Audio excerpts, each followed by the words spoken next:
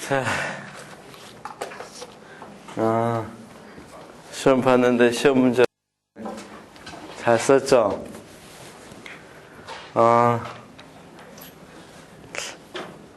시험 끝나고 전화 왔는데 시험 문제가 너무 평이했다, 뭐 변별력이 없다 이렇게 이야기하는데, 나는 이 문제 쫙 보고 이거 어떻게 쓰지 상당히 고민했거든. 근데 와, 실력들 대단하시다 이런 느낌을 받았어. 이 답을 어떻게 그렇게 잘 쓰는지. 자, 쌤 일단 거기 써놨죠. 제 개인적인 사견이니까, 시범 답안이니까 이게 평가원의 채점 기준하고 똑같다 이렇게 생각할 필요는 없어요. 없고 개인적으로 했으니까 그래서 생각하면서 보도록 하죠. 쌤, 첫 번째는 제가 원인 대책형 문제가 나올 수밖에 없다고 그랬죠. 그렇죠? 그래서 원인 대책형 문제.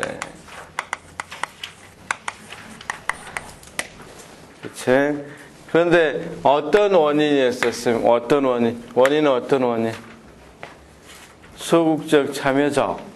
원인은 소극적 참여를 하는 애들의 원인과 대책이죠. 그래서 소극적 참여를 하는 학생들의 원인과 대책을, 원인을 어떤 관점에서 쓰라는 거야? 자, 특수에서는 기대가치 이론이라고 그러는데, 여기서는 그렇지, 잠재적 교육과정. 잠재적 교육과정으로서라 그랬고, 그 다음, 지금 거기 있는 것과 같이 문화실조. 이제 이게 이론이죠. 문화실조 이론으로서라는 거죠. 잠재적 교육과정 이론으로 쓰고. 원인은, 그런데 어떤 문제라 그래서 항상 제가 원인을 보통 진단할 때는 분석력 문제라 그랬죠. 분석력 문제고, 분석력은 어떻게 한다 그랬어? 각각의 요소로 뭘 본다고 그랬어? 현상을 본다고 그랬죠. 그렇죠? 각각의 요소로 현상을 보는 거니까 소극적 학생이 왜 생기는지를 뭘로? 각각의 원인으로 봐야 된단 말이에요. 요소로 봐야 돼. 각 요소 측면으로 그 원인을 따지면 되죠. 그런데 너무 이 문제는 욕심을 냈어. 이 올해 문제는 전 영역에서 나오게 하려고 하다 보니까 3점밖에 안 줬어. 그러니까 요일을 따져서 문제에 뭐하기는, 쓰기에는 너무 좀 그렇죠. 그런데 딱 느낌에 보니까 어떻게 돼 있어? 거의 점수 배분이 3점씩으로 돼 있죠. 그런데 뭘 하겠다, 거기 보니까. 뒤에 보니까 2가지씩 써라 그랬으니까 최소한 2가지 정도는 써줘야 되겠죠.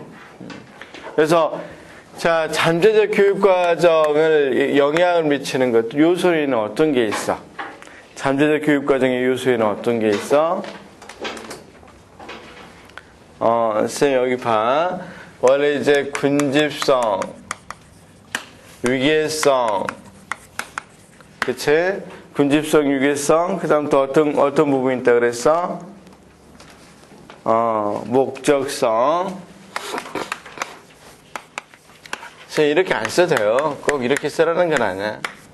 목적성, 그 다음, 강요성. 이런 것들을 잠재적 교육과정의 요소라고 그러죠, 요소. 또는 우리 쌤들 아마 좀 더 쉬운 방법으로 썼을 수도 있겠어. 어떤 것? 그렇지. 우리가 사회적 관계, 교사와 학생, 학생과 학생, 이런 사회적 관계라든가, 그쵸? 또 어떤 게 있다고 그랬어? 거기 보면 사회적 관계하고, 그렇죠. 학교에서의 사회적 실천, 사회적 관계와 사회적 실천, 그 다음 교육 환경, 이런 3가지 관점이 있는데 사실은 어떻게 써도 좋겠어. 이런 요소를 갖고 있어. 이 요소를 가지고 써도 좋고 이 요소를 가지고 써도 좋은데 이렇게 썼을 리는 없단 말이야, 시험장에서. 아마 전국에서 한 명도 없지 않을까 이런 생각을 해. 원래는 자 분석력이니까 항상 요소로 분석을 해라고 그렇게 말했는데 우리 스님들은 다양한 거죠. 이렇게 좋아. 그러면 이게 생각이 안 났다. 이건 사실 좀 그렇죠. 애매하죠. 그런데 이건 생각이 날 수 있겠지. 그래서 이를테면 사회적 관계에서 이 학교의 사회적 관계에서 대표적인 게 교사 학생의 상호작용이지. 그럼 교사 학생의 상호작용 중에서 교사 학생의 상호작용인데 만약에 교사 학생의 상호작용이 뭐가 된다면 유기성을 띠거나 그러면 학생들이 어떻게 이루어지겠어? 소극적 동기가 일어날 수밖에 없겠지. 만약에 자, 쌤 봐봐. 또는 여기서 이야기하면 군집성 이야기, 유기성 이야기를 다 할 수 있는데 그치? 여기서는 어때? 교사 학생의 상호작용이 사회적 관계에서 유기성을 띠게 되면 이를테면 이런 거 한번 생각해 볼까? 여러분 놀이하고 학습하고 보통 우리가 어떻게 구분해? 교사가 관여를 하면 학습이지 교사가 관여 안 하면 놀이지 이런 생각이 학교에서는 굳어지다 보니까 의도하지 않지만 굳어지다 보니까 반드시 교사가 관여해야 학습이라고 생각한단 말이야. 그러면 우리가 보통 학습 자체가 타율적으로 인식될 가능성이 있죠. 그렇죠? 에이 그렇잖아. 다시 우리가 놀이하고 학습 구분해봐. 우리가 구분할 때 교사가 관여하면 학습이고 관여하지 않으면 놀이죠. 따라서 원래는 이런 유기성은 어느 정도의 타율성을 갖고 있단 말이야. 특히 여기서 이제 이 문제로 이제 유기성 문제로 사회적 관계가 아니라 유기성 문제로 이렇게 구분해서 이야기해 보자면 유기성을 갖기 때문에 뭘 가질 수 있겠어? 유기성을 갖고 있으면 교사 학생이가 이 권위적인 풍토. 권위적인 학교 풍토는 뭘 가져올 수밖에 없겠어? 소극적 참여. 그치? 혹시 그렇게 쓴 사람? 다 그렇게 썼어? 근데 이렇게까지 명확하게 쓸 수는 없었을 걸로 사려가 돼. 그 다음 쌤 봐봐. 군집성이라든가 사회적 실천 뭐 이런 것들을 한번 생각해 보면 쌤 군집성 같은 경우는 학교가 의도하지 않지만 많이 모여서 하니까 학생 개개인의 흥미와 호기심을 자극하는 수업을 할 수 있어 없어? 없다 보니까 수업을 할 때 어떻게 되겠어? 자기에 맞지 않겠지. 그래서 제시문에서 어떤 애들은 뭘 물어봐도 뭐 한단 말이야. 대답조차도 안 한다고 그러지. 그치? 그래서 쌤, 자, 한번 물어봅시다. 쌤, 이쪽으로 보통 분석했어? 이쪽으로 분석했어? 잠재적 교육과정 분석할 때.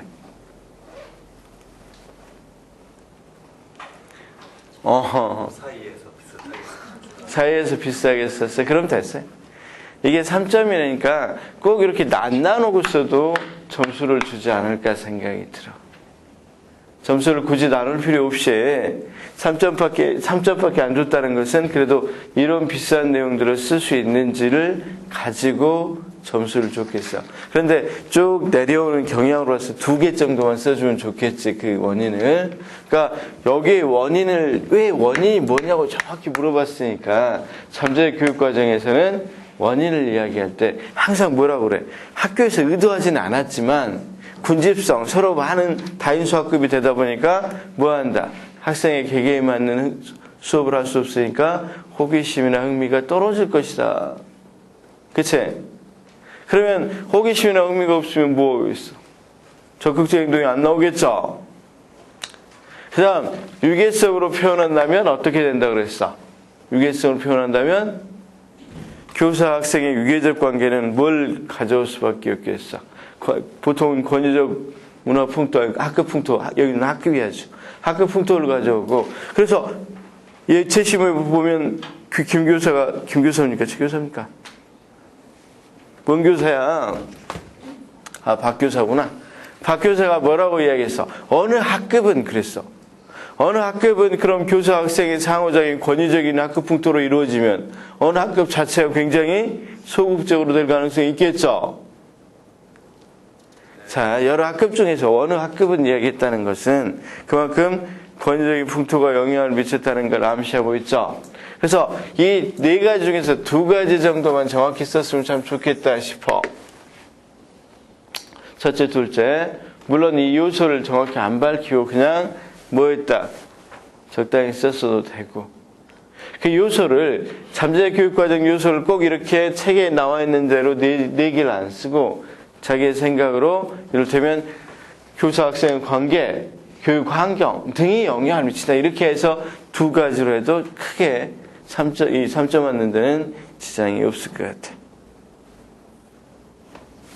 자, 우리 쌤들이 이렇게 썼어? 그래, 잘 썼어. 자, 잘 썼을 거라고 믿고 거기 한번 잘 읽어보시면 돼. 지금 이 시범 답안은 우리 선생님들한테만 줄 거야. 왜? 다른 선생님들 보면 또 이것만 답이냐 이렇게 많은 논란을 불러일으킬 것 같아서 그래.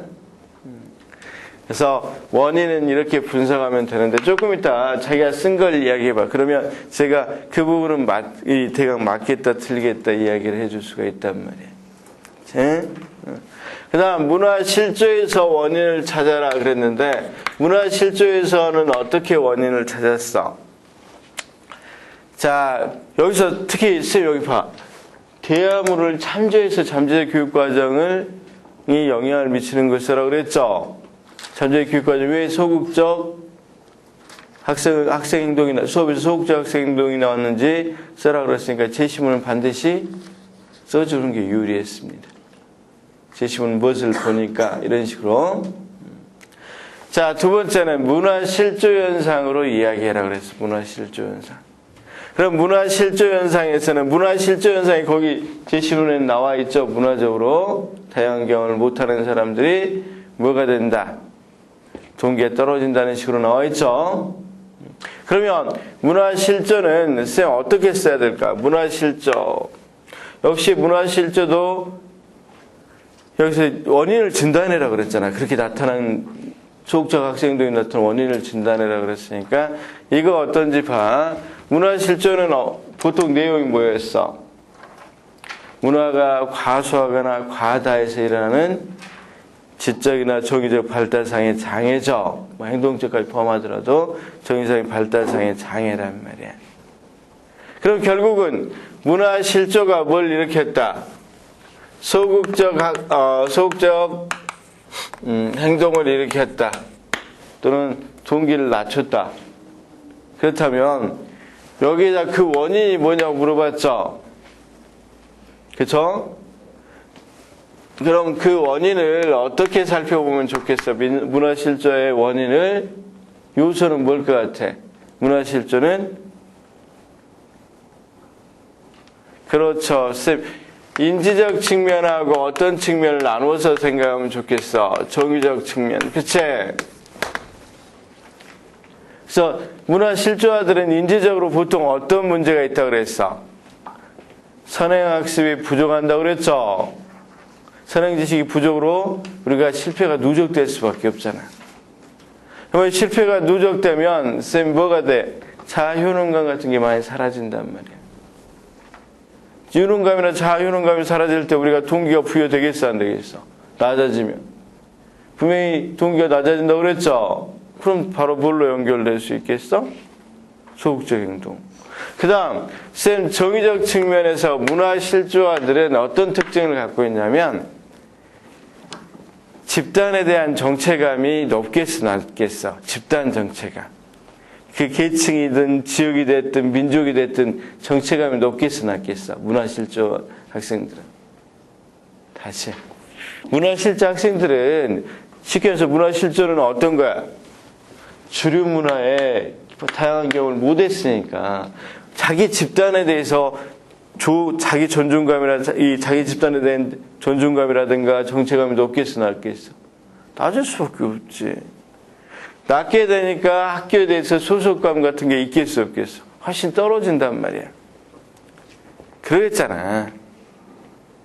자, 만약에 우리가 다문화 가정에서도 다문화 가정 아들은 자기의 문화에 대한 어떻게 자기 집단에 대한 정체감이 분명히 떨어질 거 아니야.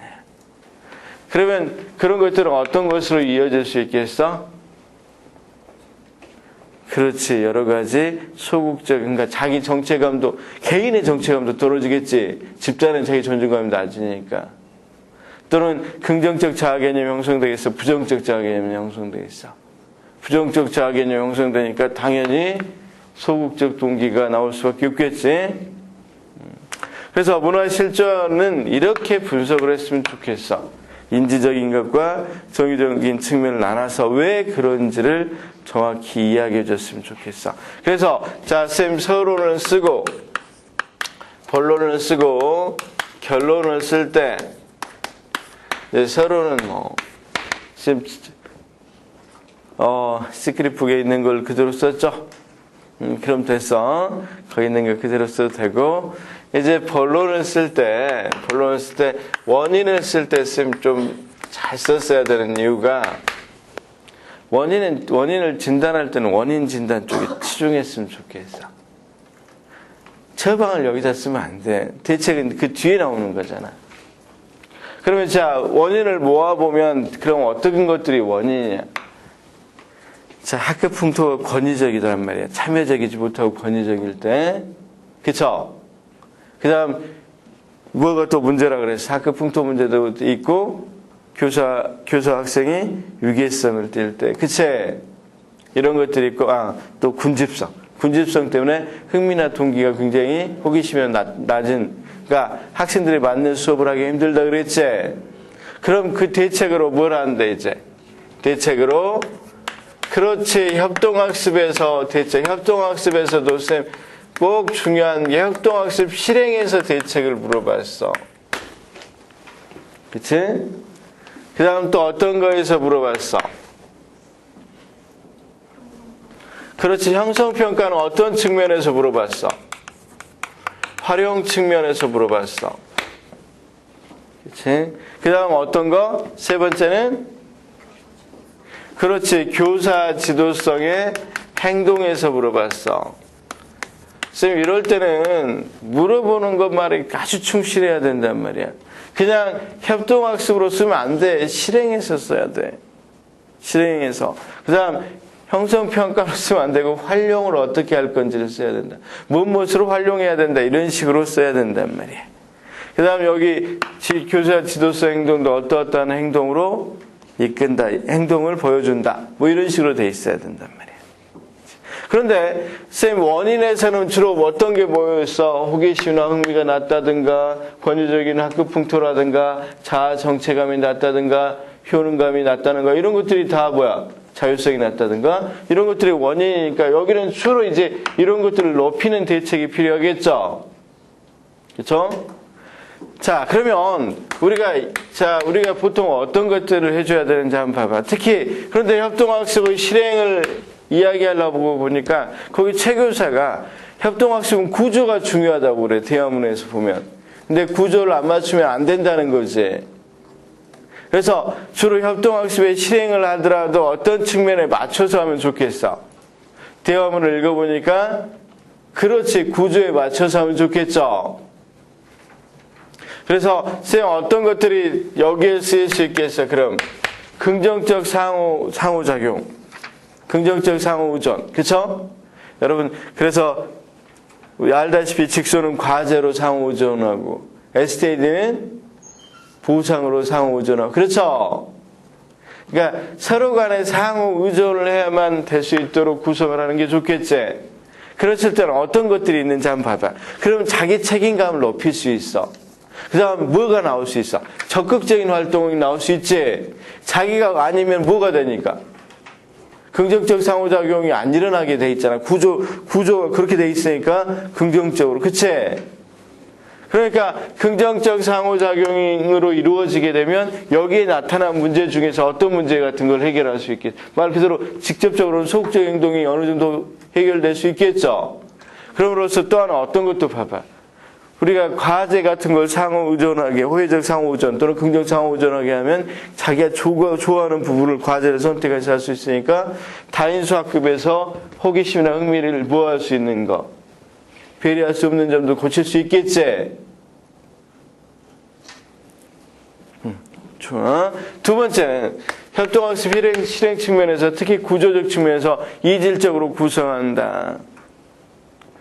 쌤, 왜 이질적 구성이 좋냐면 상호작용이 가장 활발하게 나타나는 게 이질적 구성이에요. 왜냐하면 협동학습 자체가 학생들끼리 상호작용인데 아는 가르침과 배움의 과정이 활발하게 이루어지려면 어떻게 해야 돼?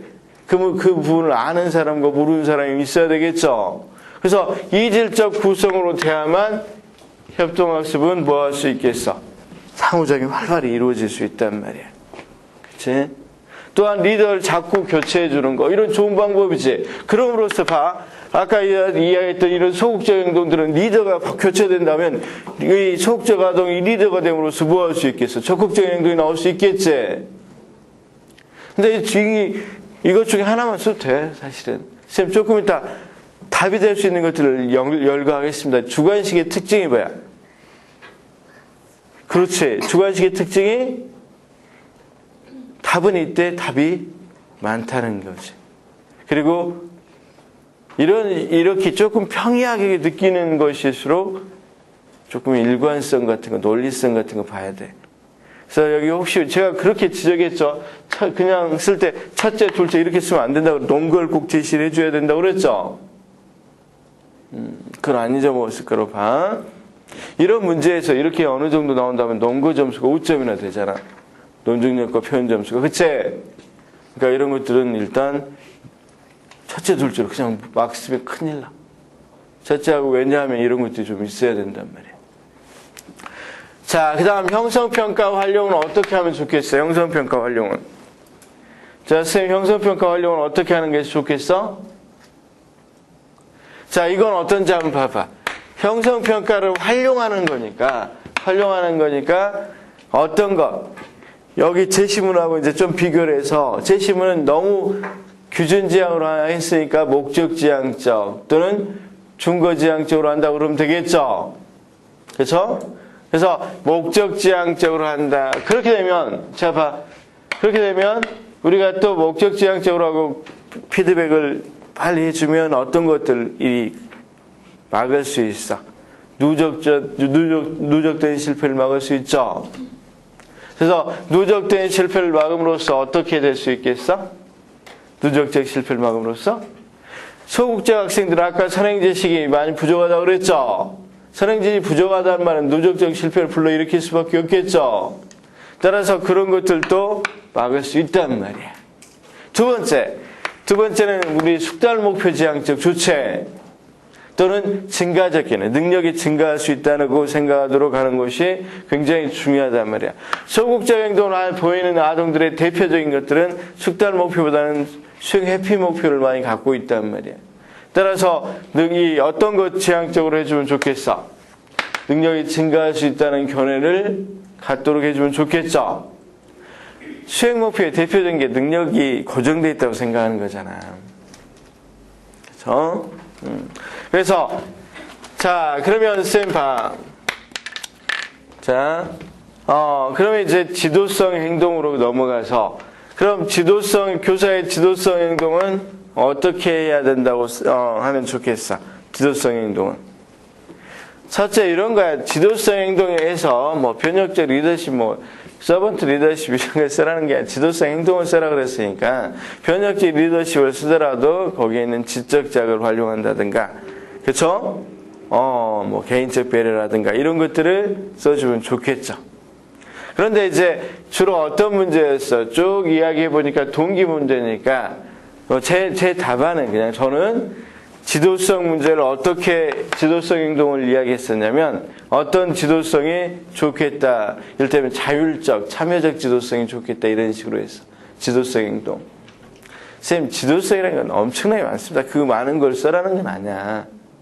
그러니까 지도성 행동 중에서 자율적이고 참여적 지도성. 왜냐하면 자율적이고 참여적일 때 우리 자기 결정성 이론에서 배웠다시피 소극적 학생들이 능동적 학생으로 될 수 있겠죠. 지금 소극적 학생 문제니까 지금 끈을 놓지 말아야 될 게, 시험을 쭉 쓰면서 끈을 놓지 말아야 될 게, 어떻게 하면 소극적 학생을 능동적으로 바꿀 것인가 활성화시켜. 이 문제는 끈을 놓지 말아야 되겠죠. 그 다음, 자, 우리가 유능감 있게 해주려면 도전적 과제를 제시해 줄 때라고 그랬죠. 그러면 지도성을 표현하면 그냥 성취지향적 지도성, 이렇게 표현할 수 있단 말이에요. 그래서 여기 봐봐.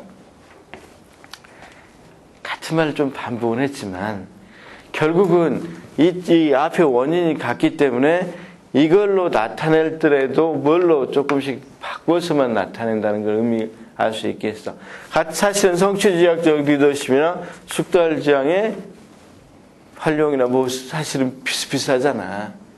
그렇지만 어때? 그것에 따른 형성평가에 따른 용어, 이 교사 지도성의 용어들을 조금 활용해 써주면 조금 더 좋지 않을까 이런 생각을 해. 그런데 이 지도성은 그것만 놓지 않으면 어떻게 써도 될 것 같다는 느낌을 받았어. 그 다음 결론은 뭐 쌤 적당히 봐서 쓰면 될 것 같아. 역시 무엇에 나와 있으니까 세큐리북에 나와 있는 것처럼 간단히 썼으면 좋겠다 이 말이지. 그치? 그래서 사실은 우리가 지도성은 여러 학생들이 동기라는 건 어땠어? 아니, 지도성이 아니라 동기는. 동일한 게 아니라 다양하죠? 특히 우리가 다문화가 됨으로써 훨씬 다양성이 강조된단 말이에요.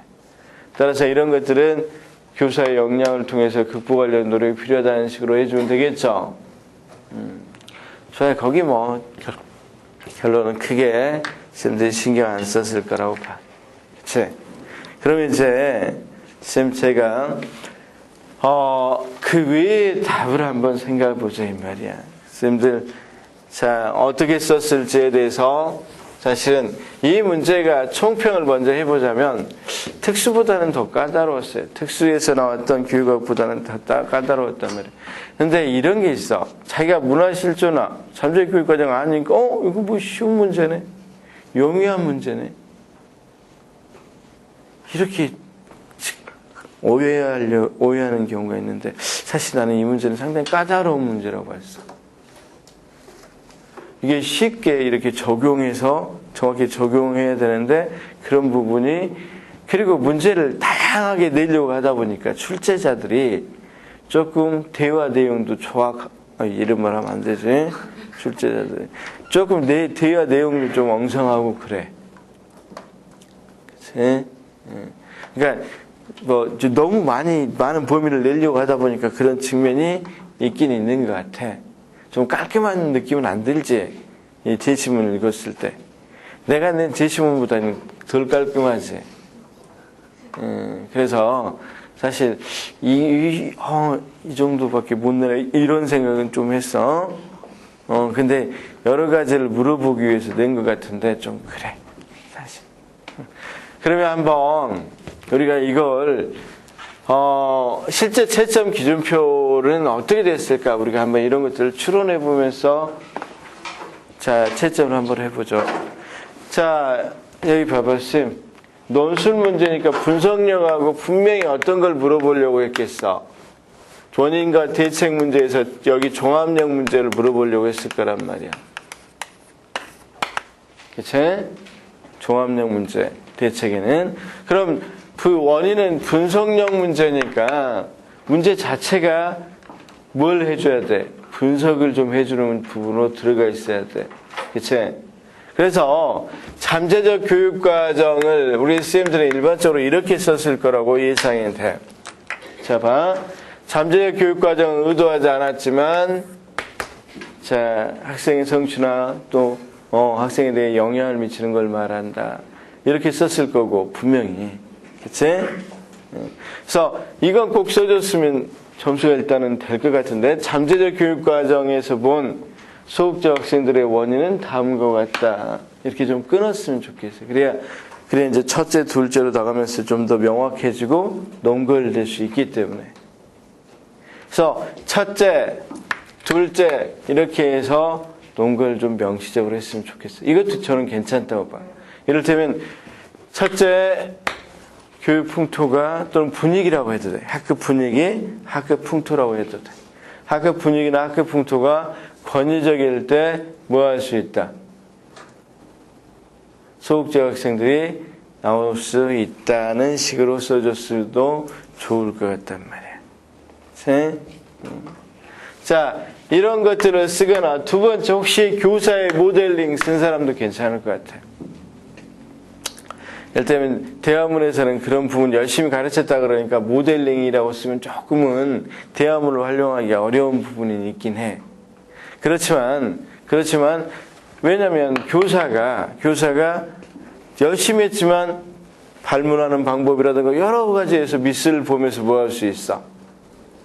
소극적으로 나올 수 있도록 모델링 할 수도 있잖아. 이를테면 봐, 제가 한번 해볼게. 봐, 의도하지 않았지만 아우 너 그런 것도 모르니? 이 말 한마디는 정말 소극적 학생을 만드는 데는 치명적이죠. 그렇죠?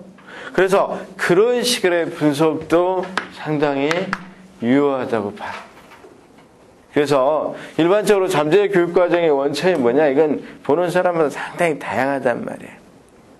아까 유기성이나 이런 건 김종서 교수가 본 하나고 방금 같이 사회적 관계, 사회적 실천 또는 뭡니까? 사회적 실천? 또 뭐였지? 학교 환경. 이렇게 보는 것은 또 다른 교수의 관점이에요. 그래서 그 관점이 여러 가지가 있기 때문에 쌤 이렇게 써도 뭐 크게 무방하고 3점 분명히 얻을 거라고 생각해. 혹시 모델링으로 쓰신 분 있어? 모델링으로.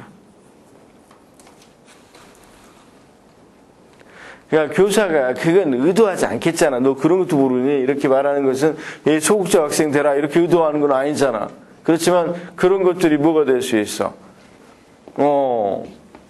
소극적 학생을 만들 수 있단 말이야. 그래서 그런 것들은 다 답이 될 것 같다는 느낌을 받았어. 그러니까 지금 이 잠재 교육 과정을 이야기할 때 출제자 의도는 분명히 김종서 교수의 그 내용을 쓰거나 또 다른 교수의 내용을 쓰는 것도 좋지만 어느 정도 우리가 잠재적 교육 과정이라고 할 수 있는 것들로 범주를 잡아서 원인을 분석해 줬으면 점수를 다 주지 않았을까 이런 생각이 있어. 3점이니까.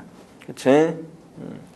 자, 우리 스님들은 또 어떤 걸로 했어? 한번 이야기를 자유롭게 해봐. 자유롭게 해보면 그게 맞는지 어쩐지.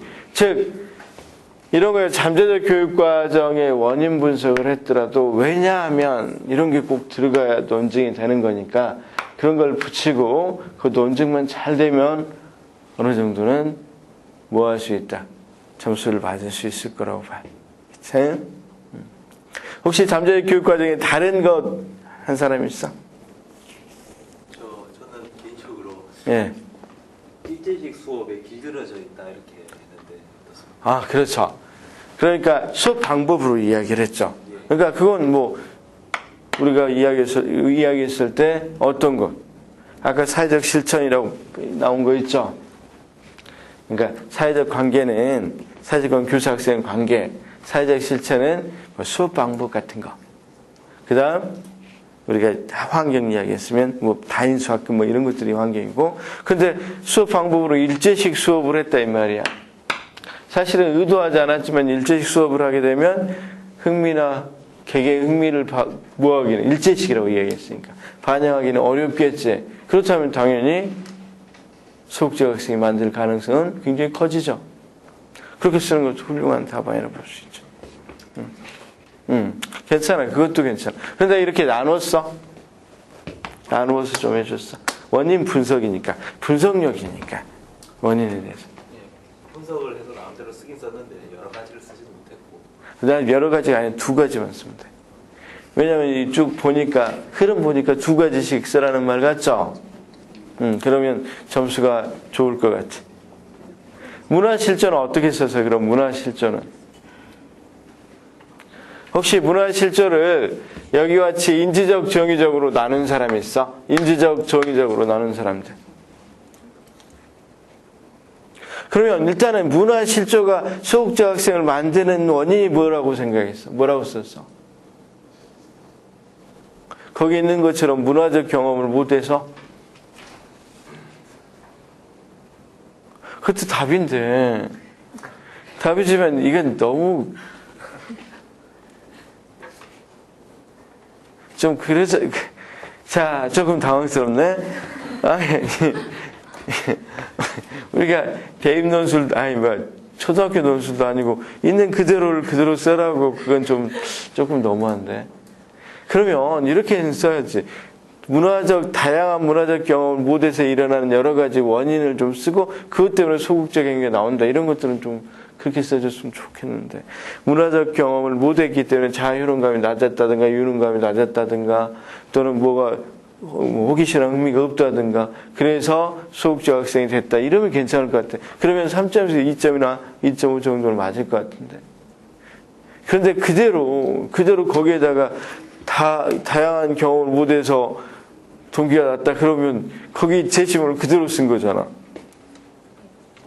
저는 문화실패를 갈등론자 입장에서 비판적으로 그걸로 써서 문화실패가 어떻게 보면 갈등론자 입장에서는 어떤 이 지배계층의 이데올로기가 들어있는 그래서 결과적으로 뭔가 보상적 형태를 주어져야 한다는 그런 입장에서 그런 거잖아요. 그래서 지금 이 약간 교사도 이 학교 교육이라는 걸 우월적인 어떤 문화로 보고 그 문화를 갖지 못한 학생이 이러한 그래서 이렇게 학습의 동기가 떨어졌고 그래서 다양한 학습에 대한 어떤 보상 교육을 해야 한다는 그런데 아 이게 보상 교육이 이루어져야 된다.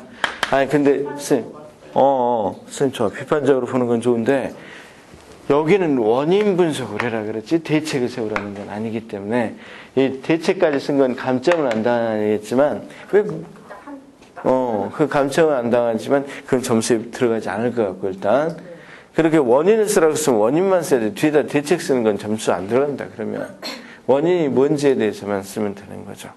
그러면 이제 쌤은 문화 실조 현상을 비판적 입장에서 주로 문화 실조 현상은 어떻기 때문에 주류 문화가 주도적이고 그런 이데올로기가 작용했다는 거죠. 네, 그 이데올로기가 들어가 있는 시각에서 박 교사가 보았고 그래서 가난한 학생들은 학습의 동기가 아무래도 좀 그러니까 그런 식으로도 물론 분석은 가능하죠. 분석은 원인을 진단해라 그랬으니까 원인은 진단은 긍정적으로 할 수, 그러니까 이를테면 우리가 기능론적으로 할 수도 있고 뭘로 할 수도 있으니까 갈등론적으로 할 수도 있으니까. 근데 이제 조금의 그 부분을 문화 실조 현상 자체가 기능론이죠. 그래서 갈등론적 분석을 하게 되면 거기에다가 어떤 전제를 하나 줘야 돼. 문화 실조 현상에 대해서 그쵸? 부정하는 입장인 문화 다원론으로 해보자면 이런 식으로 전제가 좀 들어있었으면 좋을 것 같아요. 한번 조금 있다가 정확히 어떻게 썼는지 저한테 보여주시면 좋겠어.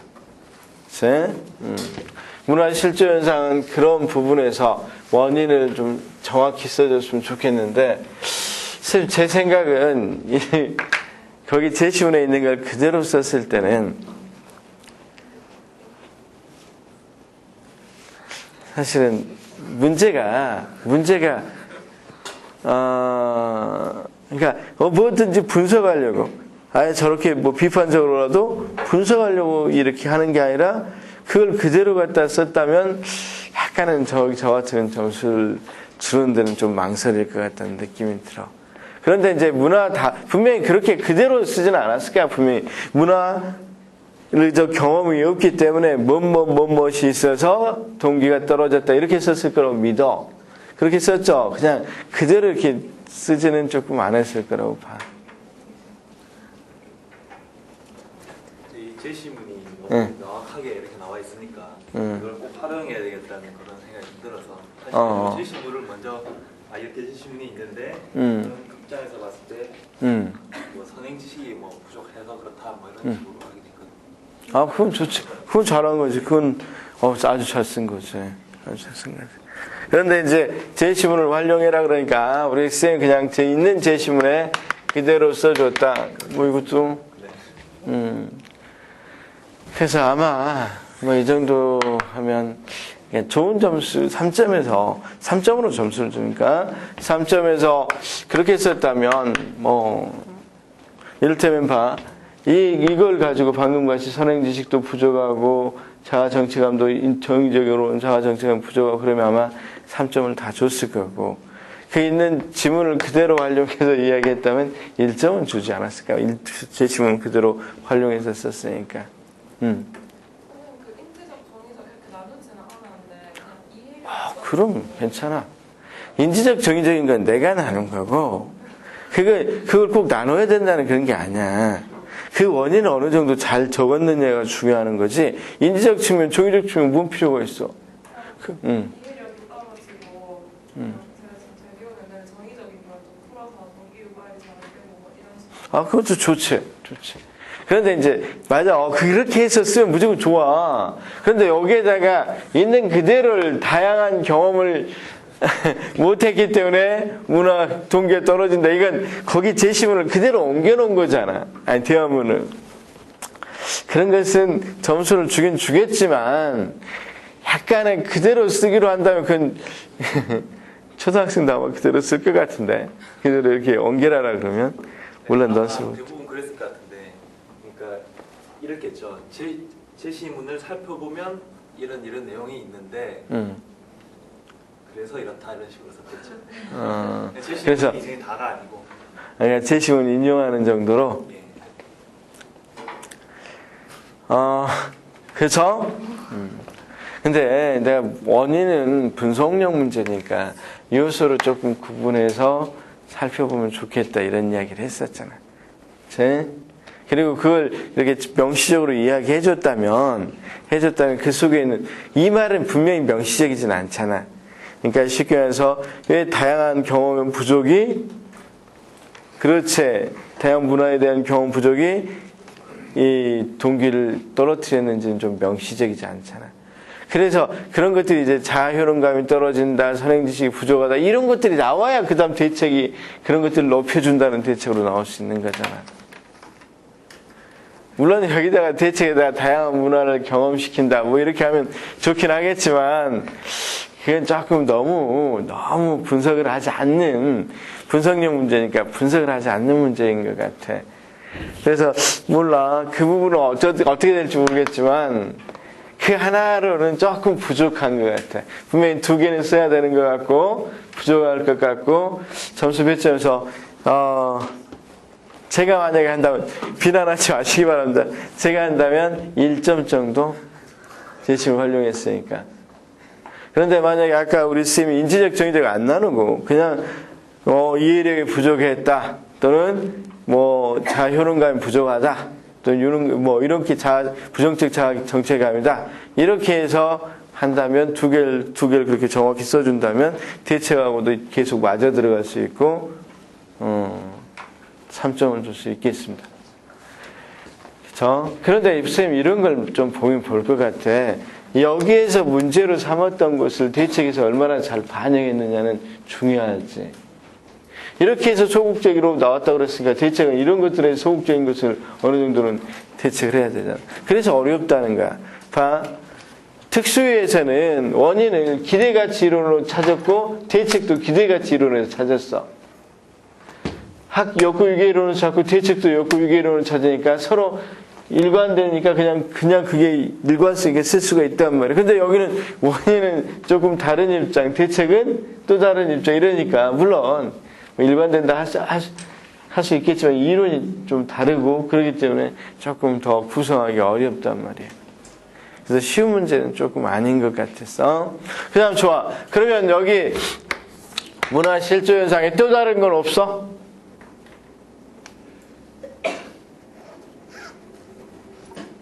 좋아. 그 다음 대책을 쓸 때, 협동학습의 실행으로 쓴 사람. 그러니까 협동학습의 실행으로 썼대. 제가 봤을 때는 구조적인 측면을 아까 대화문에 나와 있는 거 보니까 구조적인 부분을 생각하면서 썼다. 어떻게 협동학습, 모dom학습을 구조화할 것인가. 그런 부분에 조금 집중해서 썼다면 좋을 건데 문제 자체가 크게 대책 쓸 때는 대화문을 활용해란 말이 크게 없죠.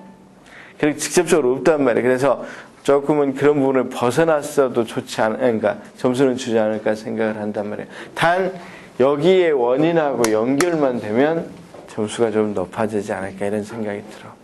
그래서 자, 협동학습 실행에서 선생님 어떤 걸 썼는지 한번 봅시다.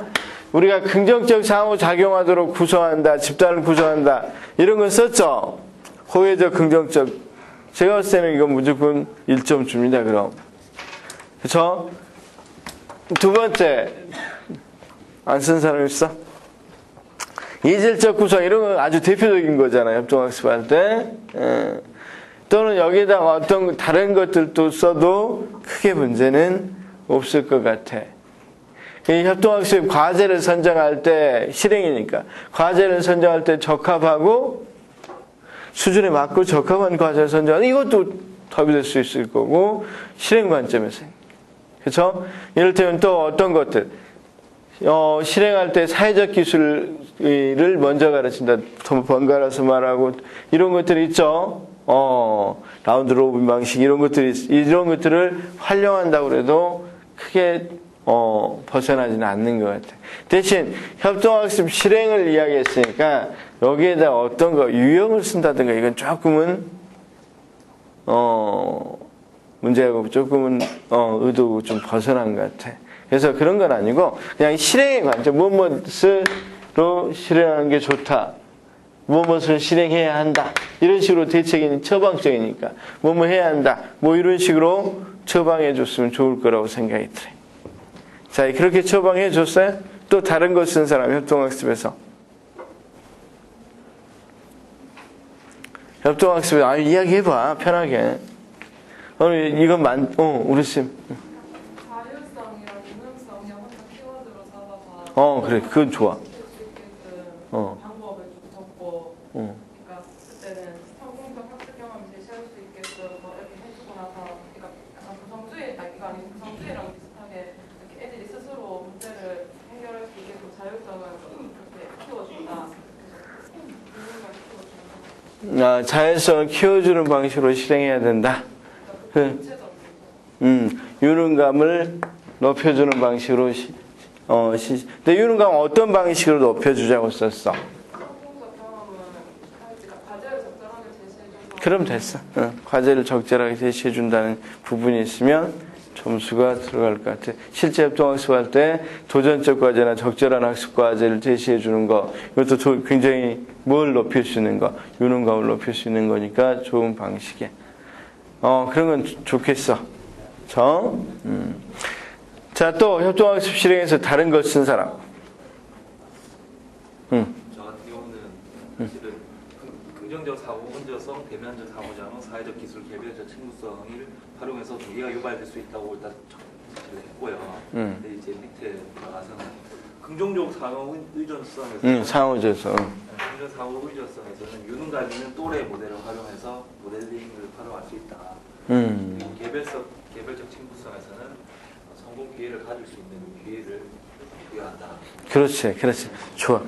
아주 좋은데, 개별 책무성을 내가 쓴다면, 쌤은 그것도 괜찮은 건데, 제가 쓴다면 어떻게 쓸 거냐면, 개별 책무성은 책임감을 높여주는 거잖아. 어차피 자기 책임감을 높여주는 거니까, 아까 우리가 지금 소극적응을 보이는 애들의 특징이 책임감이 낮은 데 문제가 있단 말이야. 그러니까 아마 그런 부분을 언급해주면, 제가 언급한다면 그런 쪽으로 조금 더 언급을 해주겠어. 그렇죠? 뭐 유능감도 좋고. 좋았어요. 그런 것도 괜찮아요. 그런 것들을 실행하는 관점에 쓰면 되겠죠. 그러니까 개별 책무성이 보장되도록 실행해야 된다. 이건 좋아. 구조화시에서 실행해야 된다. 좋죠. 또 배려심을 높아지는 거에 대해서 상호 의존하는 것도 있는데 그게 이제 토론 같은 과정을 거치기 때문에 토론을 하면서 서로 이제 의견을 조율하고 토론을 하면서 의견을 조율한다. 조율하면서 실행한다. 토론에서 상대방을 배려하는 것들을 배려하면서 이루어지도록 한다. 뭐 이렇게 썼다. 그것도 나쁘진 않아. 그래서 협동학습에서 2개 써라고 그랬으니까 이 두 가지를 정확히 기술할 수만 있다면 점수가 될 수가 있겠어. 그치? 그런데 어떤 관점에서 주로 이야기해 줘야 되겠어? 실행의 관점에서 이야기해 줬으면 좋겠어. 여기다가 직소로 안 이야기했으면 안 돼. 그렇게 안 썼을 거라고 믿고. 두 번째 어떤 거라 그래서 형성평가 활용. 쌤, 형성평가 활용에는 하나는 다이어문에서 어느 정도 답을 줬지. 너무 규준지향으로 하니까 한쪽에들은 그런 게 안 된다는 거죠. 나머지 많은 실패하는 아동들은 동기가 떨어진다. 그래서 그런 건 답을 줬으니까 첫 번째 준거지향, 목표지향으로 활용한다. 이거 좋아요. 그러니까 목표지향으로 뭘 할 수 있도록 유능감을 높이는 방향으로 활용한다라든가 또는 목표를 확인하는 걸로 활용한다. 이거 좋아. 그렇죠? 두 번째는 형성평가를 아무래도 어떤 걸로 활용하면 좋겠어? 이 애들이 지금 문제점이 뭐여서 순전히 소극적인 부분이 의도하지 않았겠다 또는 문화 실조 현상을 겪었다는 상관없이 전부 다 어떤 부분이 있겠어? 아무래도 수용 회피적인 것, 실패 경험이 많은 것, 그치? 이런 것들이 또 원인이 되는 경우가 많이 있기 때문에 또는 우리가 목표로 이야기하면 수행 목표 지향적인 확률이 굉장히 크다고 그랬죠. 그래서 그러니까 수행 목표는 고정된 견해잖아. 그래서 능력이 증가됐다는 것을 확인하는 방향으로 활용한다. 이러면 참 좋겠다고 생각이 돼. 또는 뭐 직접적으로 숙달 목표 지향적으로 활용한다. 그치? 숙달 목표 지향의 동기를 갖도록 활용한다. 이런 것들은 좋죠. 됐습니다. 자, 마지막으로 어떤 거? 글쎄, 교사의 지도성. 이 부분을 가장 쌤들이 논란으로 삼더라고. 지도성 행동. 거기는 마치 뭐 상황적 지도성을 의미하는 것처럼 있는데, 이제 상황적 지도성보다는 지금 어떤 것들을 이야기하는 것 같아. 소극적 학생도 있고 적극적 학생도 있을 건데, 소극적 학생은 어떻게 그런 상황에서는 동기를 유발할까? 그 지금 맥락이 쭉 그런 맥락이잖아요. 꼭 상황적 지도성을 써라는 건 아니야. 그 맥락상보다 어떻게 하면 지도성 행동을 통해서 소극적 행동을 높일 것이냐 이런 것들에 대한 물음이니까 이런 것들을 정확히 써줬으면 좋겠다 이 말이지.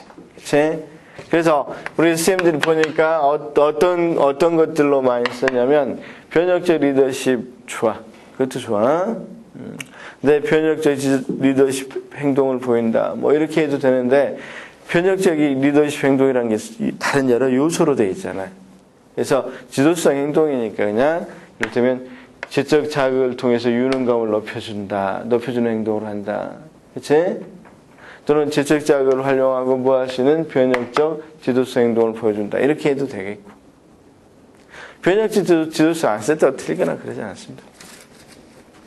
어쨌든 뭘 높여주는 방향으로 한다고 그러면 되겠어. 그렇지. 소극적 학생이 적극적인 학생으로. 근데 소극적 학생이 적극적으로 학생으로 높여준 건 우리가 동기 이론을 생각하면 자기결정 이론 같은 걸 생각해서 이걸 뭘로 바꾸면 되겠다는 생각을 해. 지도성이라는 용어를 통해서 바꿔내면 되겠죠. 걸러내면. 그래서 자율적 지도성, 민주적 지도성 또는 참여적 지도성 좋죠. 다. 분배적 지도성 다 좋습니다.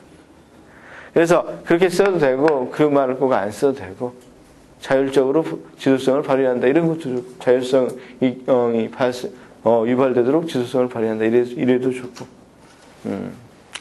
그래서 성취지향이라고 써봤는데 이건 이제 저 같은 경우는 어떤 생각을 하고 어쨌든 우리가 동기를 유발하기 위해서는 자율성이나 유능감이 있을 때 유발되니까 이런 식으로 써본 거예요.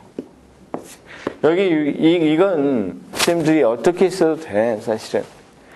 자, 쌤팜.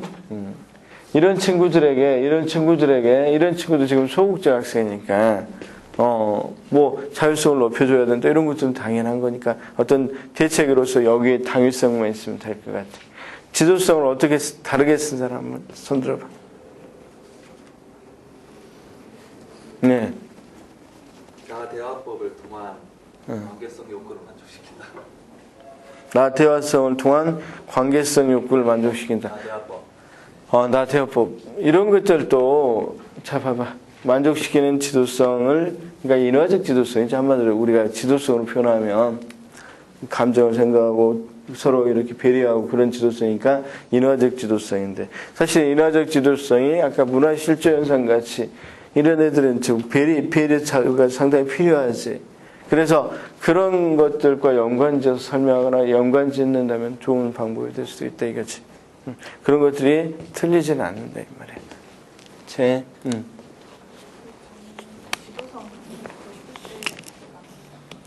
약간 좀 나눴었는데 처음에 앞에 부분 이제 학급 내에서 학생들 간의 이제 소통이나 대화나 뭐 그런 것들 교력 이런 것들을 높일 수 있도록 지도성을 발현하라고 두 번째는 이제 학생 개인적인 측면에서 뭐 자율성이나 이런 걸 높여줄 수 있는 지도성 이런 식으로 학급에 대한 지도성하고 학생 개개인에 대한 지도성. 여기 거기서 학급하고 학생을 살펴봐라 그러니까 학급 학생. 뭐 그렇게 나눈다 그래서 나쁘진 않아요. 괜찮습니다. 그런데 이제 우리가 이제 여기서 이제 마이너스 점수를 못 받는 경우를 한번 생각해 보자 이 말이지. 여기는 이제 지금까지는 점수를 받을 수 있는 경우를 주로 생각을 해봤다면 점수가 조금의 문제가 있을 수 있는 경우, 분명히 교육학이니까 쌤 분명히 점수가 뭐 할까, 변별력 있게 분명히 나갈 거 분명할 거고, 사실은 이 부분이 상당히 중요하단 말이야. 첫 번째, 서론, 본론, 결론이 완결이 안 돼 있거나 논증력이 없을 경우는 5점 받기가 힘들지 않을까. 5점이나 준다고 그랬으니까 여기에서, 그러니까 쉽게 말해서 왜 그런지를 정확히 써주는 게 논술이라고 그랬죠. 자, 어떤 사람들 어땠어? 첫 번째, 선생님 이런 사람들은 좀 문제가 있어. 자, 무조건 많이 쓰면 된다. 7가지, 8가지 쓰자. 이런 사람도 있었지. 그렇게 애운 사람도 있었지. 근데 여기서는 정확히 몇 가지만 쓰라고 돼 있어. 2가지만 쓰라고 돼 있다면 그건 논증력까지 보겠다는 거지. 2가지만 첫째, 뭘 둘째, 뭐 이렇게 쓰면 논증력이 나올 수가 있겠어, 없겠어? 없잖아, 그러니까. 그래서 이 사람들은 분명히 출제 의도를 보면 논증력까지 정확히 보겠다고 그러겠으니까, 왜냐하면 이런 거 안 붙어 있으면 상당히 여기서 감점 사유가 될 것 같아. 그래서 자, 첫 번째는 논증력 여부를 좀 보려고 하는 것 같고, 이제 논증력이 없을 경우, 없게 쓰거나 또는 첫째, 둘째 나열식으로 썼거나 이런 것들은 감점의 사유가 될 것 같아. 두 번째는 저기 원인 분석을 할 때 소극적 학생이 왜 일어나는지를 좀 더 명쾌하게 썼는지가 좀 중요할 것 같아. 그러니까 항상 잠재적 교육 과정을 쓸 때는 어떤 게 써야 되겠어? 무엇이지만 학교에서 의도하지 않았겠지만 이런 식으로 해서 소극적 행동을 나타냈다, 양산했다, 뭐 이런 식으로 해서 표현을 정확히 해주는 것이 중요하고, 원인 분석은 분명히 분석력이니까 약간 측면을 나누어서 하는 게 조금 더 유리했을 것 같아. 그런데 이 원인 분석을 단순하게 아까 문화실조 같이 대화문에 있는 그 자체만 가지고 썼다 그러면 제가 보기에는 일단 감점일 것 같고, 잠재적 교육과정도 잠재적 교육과정이 이 의미를 정확히 반영해서 써줘야 되지 않을까. 그치? 잠재적 교육과정의 의미를 정확히 반영해서 써줘야 되지 않을까 이런 생각을 해. 잠재적 교육과정의 특징 뭐 썼다든가. 여러분 암기한 사람들의 특징이 뭐야? 하긴 이번 시험 뭐 선생님들 많이 고민했지. 제가 전혀 암기하지 말라고 그러고 이런 식으로 가르치니까 다른 데서 뒷과 캐리 암기하고 뭐 크롬볼츠 암기하고 홀브 암기하고 그러니까 난리. 선생님 우리가 어떻게 해야 돼요? 난리죠. 그래서 그거 암기한다고 6시간 7시간 안 들인 것만 해도 선생님들은 굉장히 잘한 거야. 그치? 그래서 일단 암기하는 사람들의 특징이 이렇게 적용을 잘 못하는 게 문제가 있어. 단순하게 적용을 안 했을 경우에는, 그러니까 적용을 잘해야지 적용을 안 하면 감점이 될 것 같아. 그래서 이를테면 이런 것들은 감점의 사유일 것 같아. 원인은 특히 대화문을 사용하라고 그랬는데 대화문이 답안에 안 나와 있거나 그러면 대화문이 여기서 논거로 활용돼야 되는 거지. 대화문을 사용해서 주로 이야기하라고 그랬으니까 논거로. 그 다음 만약에 뭐가 됐다면 대화문에 명시적으로 안 나와 있다면 우리가 추론해 볼 수 있다고 그래서 추측을 해보는, 추론해 보면서 논증을 해보는 형태를 취해야 되겠죠. 그래서 쌤 대화문을 조금 여기에 명시를 해줘야 되지 이렇게 안 하고 그냥 일상적인 말로 원인 분석했을 경우는 조금 감점의 사유가 될 것 같아. 아주 학문적으로 명시적으로 뭐가 잠재 교육 과정에서 뭐가 원인이다 이런 식으로 해줬으면 더 잘 썼을 거야. 그래서 다운표치고 대화문이 없는 답안은 감점의 사유가 될 가능성이 클 것 같아. 대화문을 활용이라고 그랬으니까. 세 번째는 여기를 그냥 협동학습으로 쓴 사람들 또는 여기를 그냥 형성평가 활용을 써야 되는데 형성평가로 쓴 사람들. 그쵸?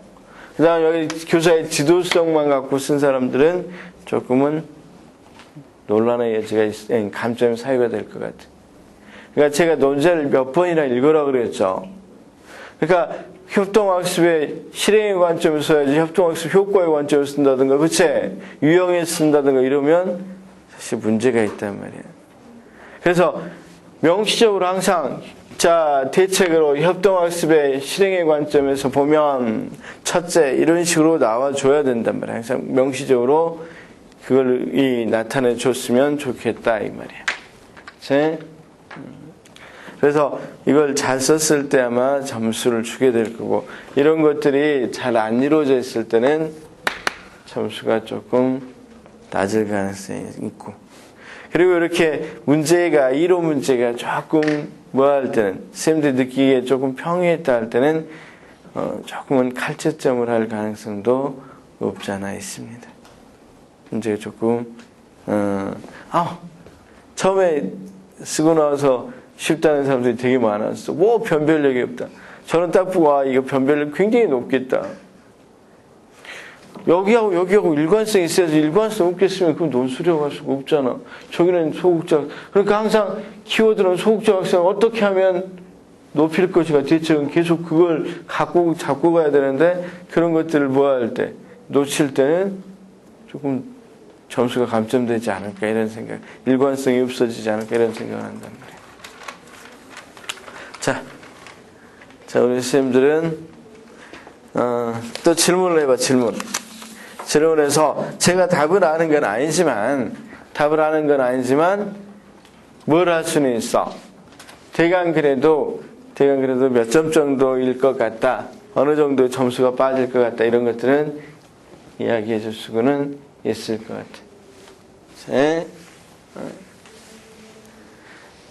자, 예.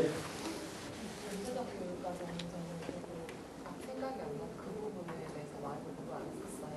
근데 그냥 딱 봤을 때 잠재적 교육 과정이기 때문에 교육 과정 이외의 것들, 그러니까 교사의 교수 방법이라든지 아니면 학교적인 측면, 그리고 학생들의 그런 객관적인 것, 가정 해석까지 다 모든 잠재적인 걸 다 그냥 썼는데 그러고 난 다음에 이런 것들이 있고 나열하고 그 다음에 근거를 제시했는데 제가 말씀드렸죠. 잠재적 교육과정은 이 요소가 뭐다 이런 것은 사실 논란의 여지가 좀 있고 주장하는 사람마다 다 다른데 명시적 교육과정이 아니면서도 학생들에게 영향을 미치는 모든 것들이 사실 잠재적 교육과정이다 보니까 쌤 말한 대로 은연중에 일어나는 그 명시적으로 수업 방식이 정해져 있다면 그건 뭐가 되겠어? 명시적이겠지만 보통 수업 방식을 뭐라고 정해놓는 건 아니기 때문에 그런 것과도 잠재적 교육과정의 원천에다 작용한다. 그런 것들은 틀린다. 절대 될 수가 없어요. 그건 다 맞는 답입니다.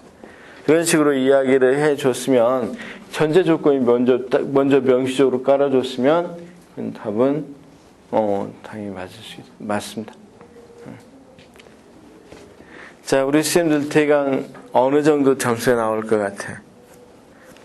그래서 제 일감으로는 특수고자는 조금은 볼 수는 없을 것 같아. 꽈락은 어느 정도 방지될 것 같아. 꽈락은 많지는 않을 것 같아. 왜냐면 특수는 2주 만에 그러니까 2개월 만에 본 거고 그때 준비 안 돼 있는 게 많이 있었는데 그래도 많이 준비를 했기 때문에 어느 정도 그 부분은 커버를 한 것 같아, 쌤들이. 예? 그다음 쌤 고득점이 많을까? 고득점은 의외로 이런 것들은 고득점은 많이 주지 않을 것 같다는 느낌이 들었어. 그래서 뭐 예측을 해봐라 그러면 예측을 잘 못하겠지만 쌤들이 어떻게 썼는지를 잘 모르기 때문에 그리고 우리 쌤들은 이런 연습을 많이 했기 때문에 어느 정도는 단련이 돼 있어서 어느 정도는 다 잘 썼던 것 같아요. 전혀 논제하고 벗어나지는 않겠으면 15점은 맞지 않을까 이런 생각을 해. 논제에서 벗어나 있지 않는다면. 자, 또. 평가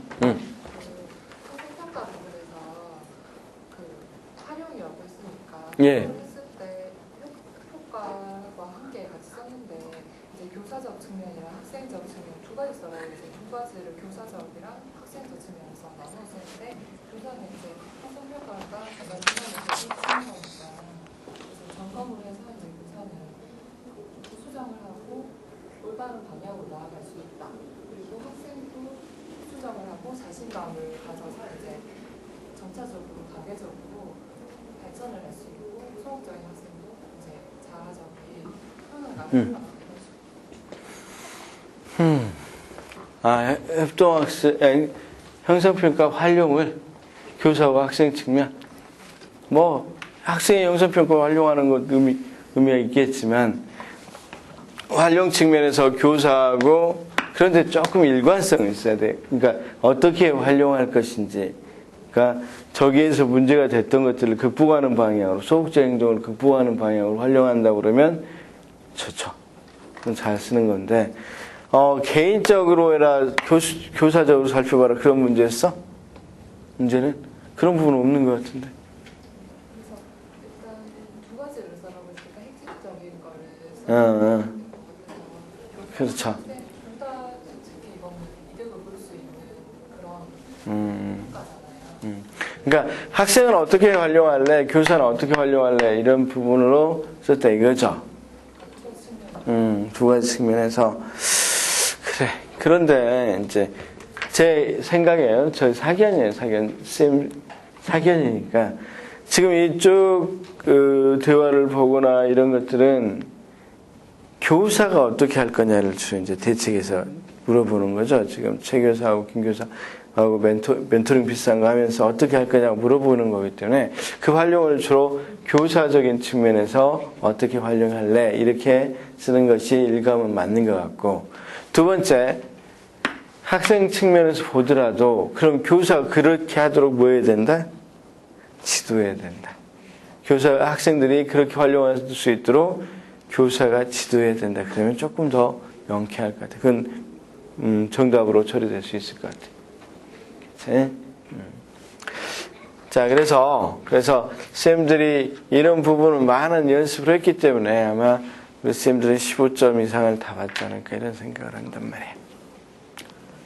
형성평가에서요. 첫 번째는 이렇게 상대적인 점수 위주로 말고 한다고 하고 두 번째는 중거 제한을 하고. 네, 중거 제한한다고 하고 두 번째는 이제 이 형성평가를 성장 지향 평가와 역동적인 평가식으로 치러야 한다라고.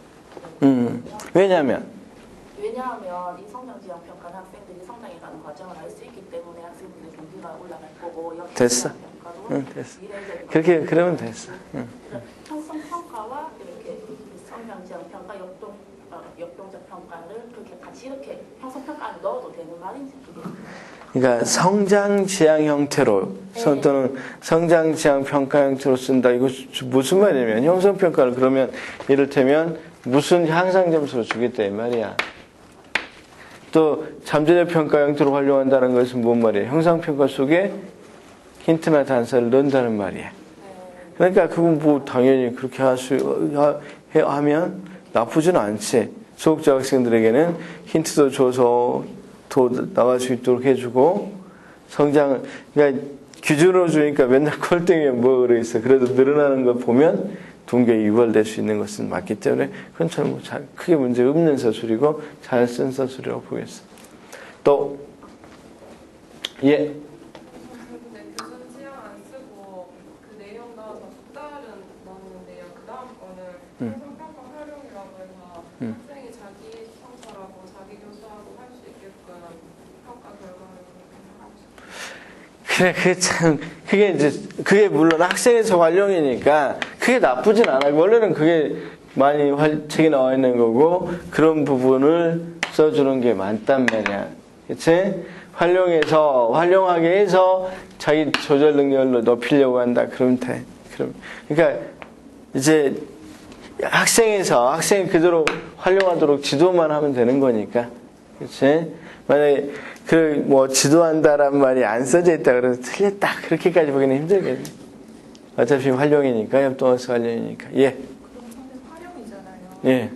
활용이라는 표현을 좀 그걸 써가지고 이렇게 여기서는 좀 약간 이렇게 참여하지 못하는 학생이잖아요. 그래서 그럼 이렇게 부족한 학생들한테는 이렇게 보충 수업, 이렇게 보충 별도의 그런 것을 계획을 해서 좀 더 이렇게 연습을 시키고 이런 식으로 하고 좀 괜찮은 아이들한테는 좀 심한 학습을 시킬 수 있도록 이런 식으로 하고 있어요.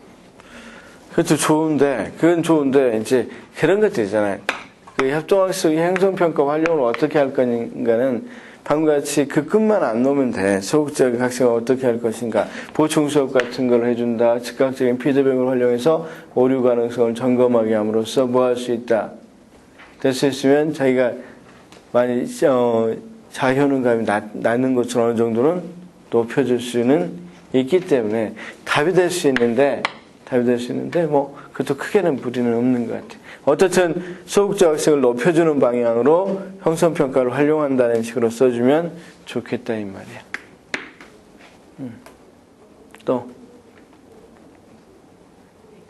여기 잠재적 교육 과정에서요, 제가 그 교사 측면, 학습자 측면, 환경 측면으로 나왔거든요. 그래서 교사 측면에서는 이렇게 교사가 이제 부분에서 뭐 이제 열심히 수업을 한다 이렇게 말을 하니까 이 수업을 하는 대상이 아무래도 뭐 공부를 잘하는 그런 학생들 위주로 대상을 하진 않았으니까 혼자 추론을 해가지고 회사 상대적으로 못하는 애들은 뭐 거기에서 잠재적인 어떤 그런 걸 느껴서 좀 열등감을 느끼고 수업에 잘 참여를 안 한다 이렇게 있고 또 학습자 측면에서는 이렇게 그런 주입식 교육, 암기식 교육에 이렇게 익숙해져 있어서 친구들이랑 형성되었다 이렇게 했고 그 세 번째 환경 측면이 지금 궁금한데요. 제가 이게 좀 혼자 또 추론해서 교사의 어떤 사각지대에 있다고 생각하는 학생들이 그렇게 참여가 저조하다라고 이야기를 했거든요.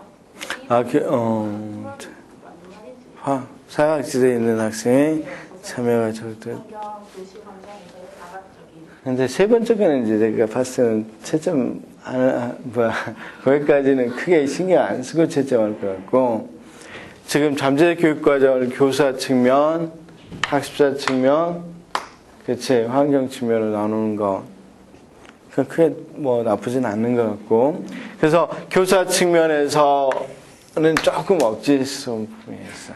조금 솔직히 이걸 받아들여 줄지는 잘 모르겠지만 논란의 여지는 좀 있겠지만 어차피 이게 제시문 자체가 좀 명쾌하지 못하다 보니까 제시문이 좀 애매하게 돼 있죠.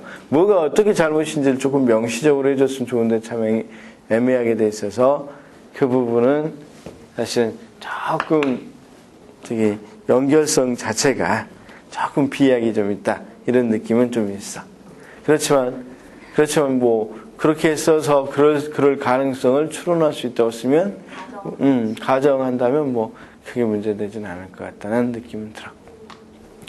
자, 그래서 쌤 이제 제가 시범으로 써본 거 이렇게 다 못 씁니다. 시험장에서는 이렇게 쓰는 건 이해할 수는 할 수는 없는 거고. 근데 이렇게 비싸게는 쓸 수 있을 거라고 믿고.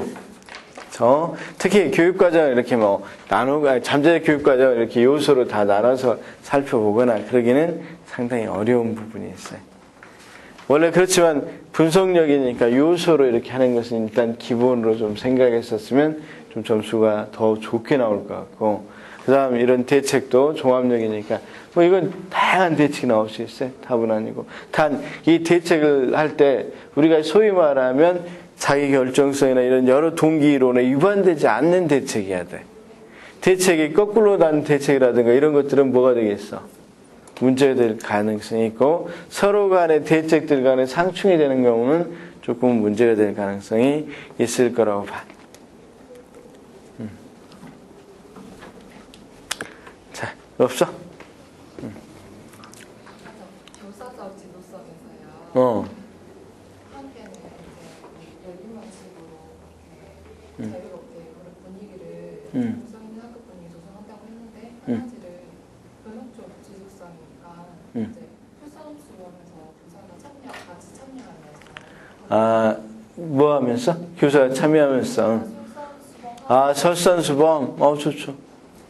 그가 설산수범 행동으로 나오면 좋죠. 설산수범 행동으로 하면 모델링 효과도 있을 거고, 당연히 자유능감을 높일 수 있으니까 좋다. 근데 이제, 쌤들은 지금 이렇게 이제 말씀을 해 주셨는데, 이런 말씀을 논리적으로 조금만 구성이 잘 됐다면, 그런 것들은 정답으로 될 것이다.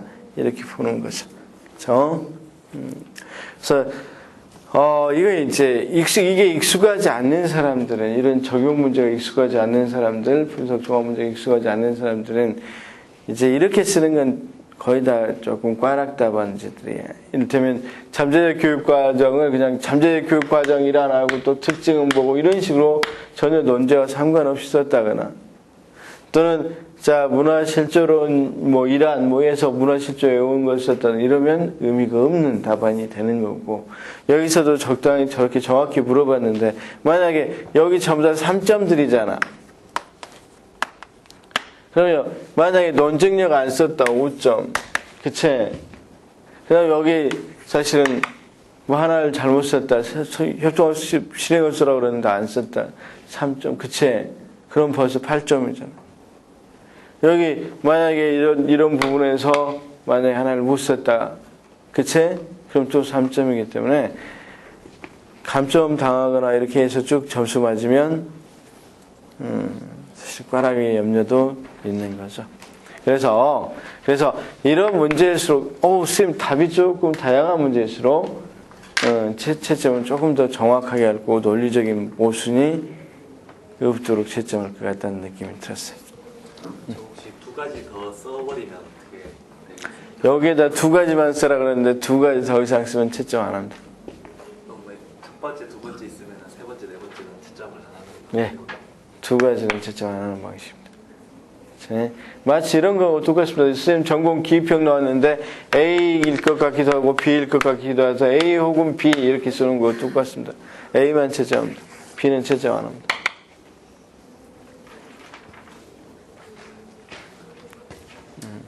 이 부분은 제가 좀 잘못 쓴 것 같은데 네.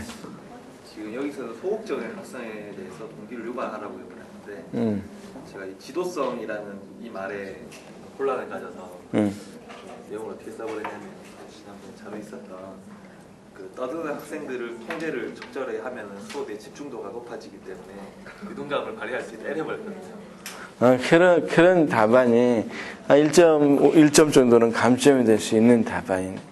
그러니까 소극적 행동을 이야기하는 거지 떠든 행동을 이야기하는 건 아니기 때문에 그렇게 썼을 때는 감점이 될 가능성이 좀 있죠. 그런 답안들은.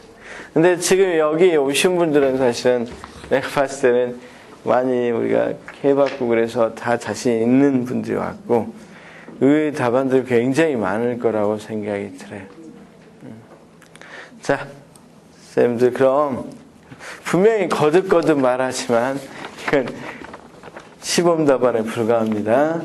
너무 시비 걸지 마. 이거 그거 쓰면서 걱정하는 게 아니 또 이걸 써서 또 보여주는 사람들이 저밖에 없으면 저만 비난의 십자포화를 맞는 거 아닌가?